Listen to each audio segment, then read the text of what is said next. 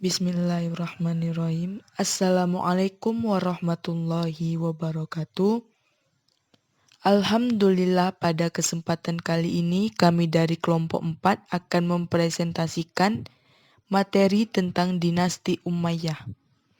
Saya Nur Saprida sebagai moderator dan pemateri akan dibacakan oleh rekan-rekan saya yaitu Zahwatul Nadia, Masito Harmanelis, Muhammad Iqbal Hadi, dan Dwi Febriniati yang akan membacakan isi dari materi tersebut. Untuk melancarkan kegiatan kita pada hari ini, mari kita bersama-sama mengucap Pendiri dinasti Umayyah. Kerajaan Bani Umayyah didirikan oleh Muawiyah bin Abu Sufyan pada tahun 41 Hijriah atau 661 Masehi di Damaskus dan berlangsung hingga pada tahun 132 Hijriah atau 750 Masehi. Muawiyah bin Abu Sufyan adalah seorang politisi handal di mana pengalaman politiknya sebagai gubernur Syam pada zaman Khalifah Utsman bin Affan. Beliau cukup mengantarkan dirinya dan mampu mengambil alih kekuasaan dari genggaman keluarga Ali bin Abi Thalib. Tepatnya setelah Husain, putra dari Ali bin Abi Thalib, dapat dikalahkan oleh Umayyah dalam pertempuran di Karbala. Kekuasaan dan kejayaan dinasti Bani Umayyah mencapai puncaknya di zaman Al-Walid, dan sesudah itu kekuasaan mereka pun menurun. Silsilah keturunan Muawiyah bin Abi Sufyan bin Harb bin Umayyah bin Abdi Syamsi bin Abdi Manaf bertemu dengan Nabi Muhammad SAW pada Abdi Manaf. Jadi, turunan Nabi dipanggil dengan keluarga Hashim atau Bani Hashim, sedangkan keturunan Umayyah disebut dengan keluarga Umayyah atau Bani Umayyah. Oleh karena itu, Muawiyah dinyatakan sebagai pembangun dinasti Umayyah. Lalu, pada masa Utsman inilah kekuasaan Bani Umayyah, khususnya pada Muawiyah, semakin mengakar dan menguat. Ketika dia diangkat menjadi penguasa pada wilayah tertentu dalam jangka yang panjang dan terus-menerus, sebelumnya dia telah menjadi wali di Damaskus selama kurang lebih 4 tahun, yaitu pada masa Umar. Lalu, Utsman menggabungkan baginya daerah Ailah sampai perbatasan Romawi dan sampai pantai Laut Tengah secara keseluruhan. Bahkan, dia membiarkannya memerintah daerah tersebut selama 12 tahun penuh, yaitu sepanjang masa kekhalifahannya. Kekuasaan Muawiyah pada wilayah Syam tersebut telah membuatnya mempunyai basis rasional untuk karir politiknya, karena penduduk Syam yang diperintah Muawiyah mempunyai ketentaraan yang kokoh, terlatih, terpilih di garis depan dalam melawan Romawi. Mereka bersama-sama dengan bangsawan Arab dan keturunan Umayyah yang berada sepenuhnya di belakang Muawiyah dan memasukkannya dengan sumber-sumber kekuatan yang tidak ada habis-habisnya, baik moral, manusia, maupun kekayaan.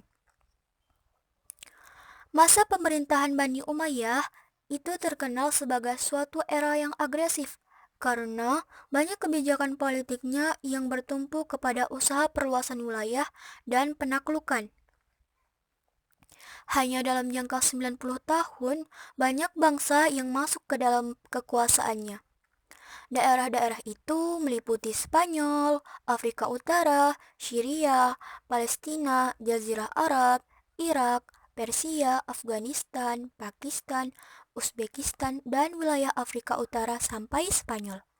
Namun demikian, Bani Umayyah banyak berjasa dalam pembangunan di berbagai bidang, baik itu bidang politik, sosial, kebudayaan, seni, maupun ekonomi dan militer, serta teknologi komunikasi. Dalam bidang yang terakhir ini, Muawiyah mencetak uang, lalu mendirikan dinas pos dan tempat-tempat tertentu dengan menyediakan kuda yang lengkap dengan peralatannya sepanjang jalan, beserta angkatan bersenjatanya yang kuat.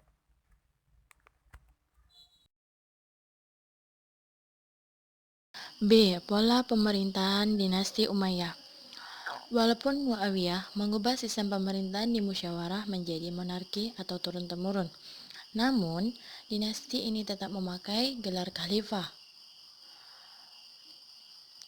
Namun ia memberikan interpretasi baru untuk mengagungkan jabatan tersebut. Dia menyebutnya Khalifah Allah dalam pengertian penguasa, yang diangkat Allah dalam memimpin umat dengan mengaitkannya kepada Al-Quran. Atas dasar ini, dinasti menyatakan bahwa keputusan-keputusan Khalifah berdasarkan atas kehendak Allah. Siapa yang menentangnya adalah kafir. Pemerintahan dinasti Bani Umayyah bercorak teokratis, yaitu penguasa yang harus ditaati semata-mata karena iman. Seseorang selama menjadi mukmin tidak boleh melawan khalifahnya, sekalipun ia beranggapan bahwa khalifah adalah seorang yang memusuhi agama Allah dan tindakan-tindakan khalifah tidak sesuai dengan hukum-hukum syariat Islam. Meskipun pemimpin dinasti ini menyatakan sebagai khalifah, akan tetapi dalam prakteknya memimpin umat Islam sama sekali berbeda dengan khalifah 4 sebelumnya setelah Rasulullah. Dengan meninggalnya Khalifah Ali, maka bentuk pemerintahan khalifah telah berakhir dan diajukan dengan bentuk pemerintahan kerajaan atau dinasti, yakni kerajaan Bani Umayyah atau dinasti Umayyah. Daulah Bani Umayyah didirikan oleh Muawiyah bin Abi Sufyan. Muawiyah dapat menduduki kursi kekuasaan dengan berbagai cara, siasat, politik, dan tipu muslihat yang licik. Bukan atas pilihan kaum muslim sebagaimana dilakukan oleh para khalifah sebelumnya. Muawiyah tidak mentaati isi perjanjian yang telah dilakukan dengan Hasan bin Ali ketika ia naik tahta, yang menyebutkan bahwa persoalan pergantian pemimpin setelah Muawiyah akan diserahkan kepada pemilihan umat Islam. Hal ini terjadi ketika Muawiyah mewajibkan seluruh rakyatnya untuk menyatakan setia terhadap anaknya Yazid.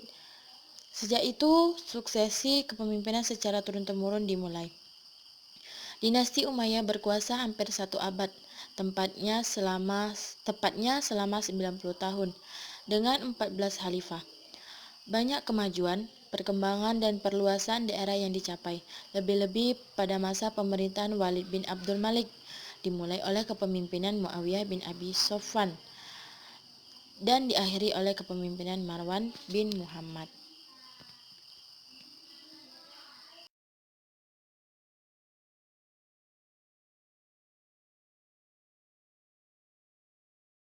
C. Ekspansi wilayah dinasti Umayyah.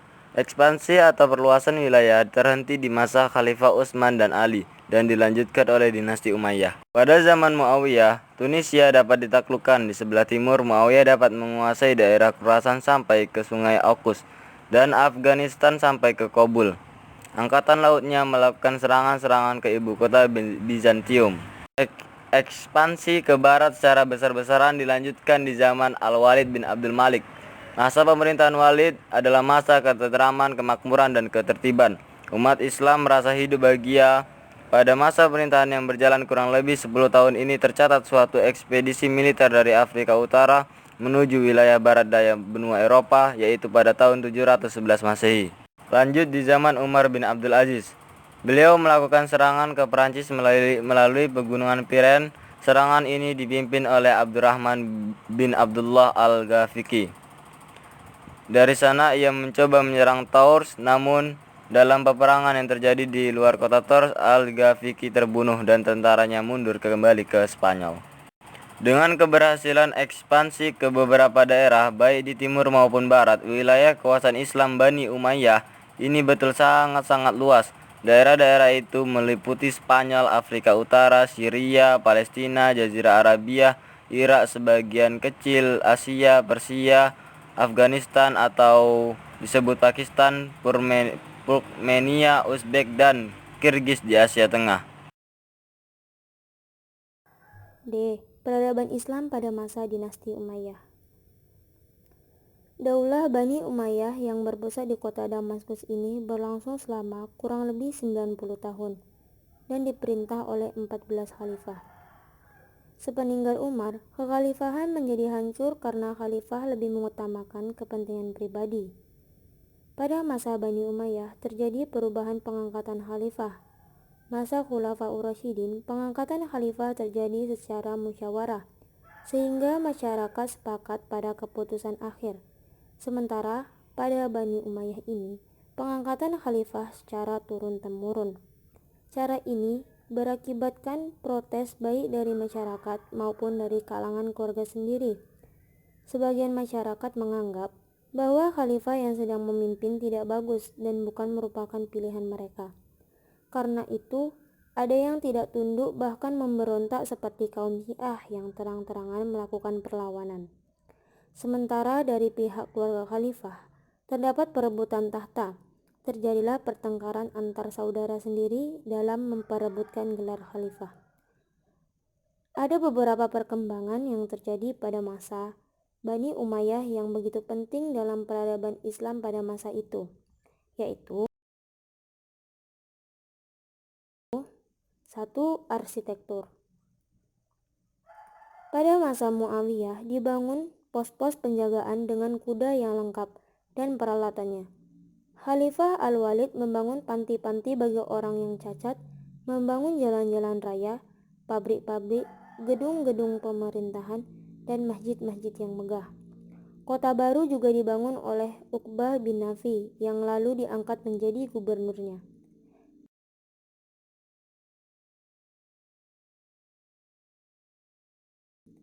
Dua, organisasi militer.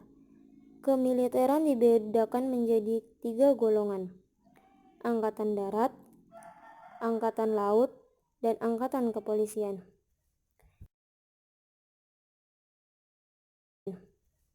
3. Perdagangan. Setelah Bani Umayyah berhasil mengekspansikan daerahnya secara luas ke barat dan timur, jalur perdagangan menjadi lancar.